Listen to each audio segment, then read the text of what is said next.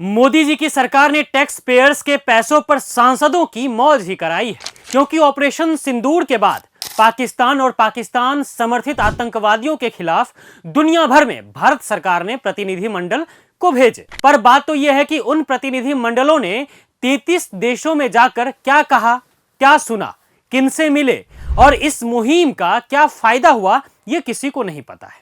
चलिए, किसी आम नागरिक को नहीं बता सकते, कम से कम उन शहीदों के परिजनों को तो बता ही सकते हैं जिन्होंने अपनों को सामने में मरते देखा, जिनके परिजनों को आतंकवादियों ने धर्म पूछ पूछ कर मारा।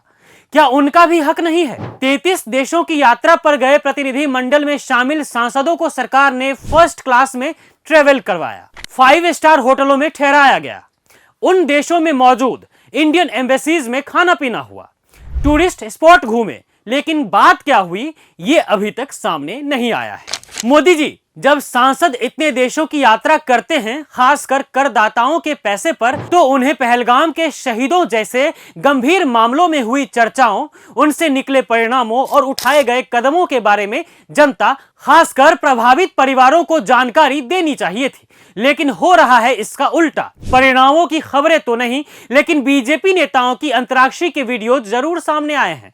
इस वीडियो को देखिए। आतंकवाद जैसे गंभीर मसले पर भारत का पक्ष रखने के लिए भेजे गए डेलीगेशन की बेशर्मी देखकर आपको भी गुस्सा आने वाला है।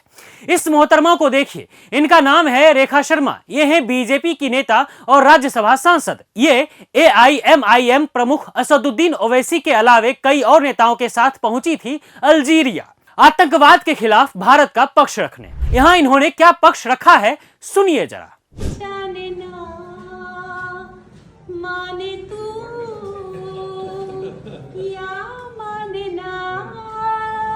अल्जीरियाई सांसदों के सामने भारतीय सांसद गीत गा रहे हैं। क्या ये पहलगाम में मारे गए 27 लोगों की मौत का शोक है?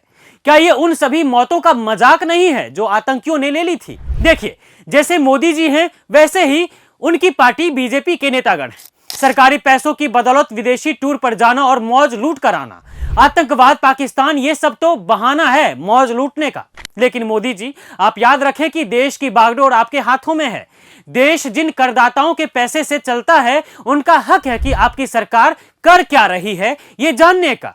लेकिन आपसे सवाल कोई पूछे तो पूछे कैसे? क्योंकि आपकी सरकार में तो सवाल पूछना देशद्रोह जैसा पाप हो गया है। क्योंकि आपके सॉफ्ट कॉर्नर से इतर सवाल कर लिया जाता है तो आपके नेतागण उस इंसान के खिलाफ देशद्रोही जैसे नारे लगाने लगते हैं। देश की मीडिया की हालत हर दिन आपकी सरकार में बद से बदतर होती जा रही है, लेकिन आप मौज लूट रहे हैं। क्या आपकी सरकार इस सवाल का उत्तर देगी कि किन देशों ने भारत का साइड लिया?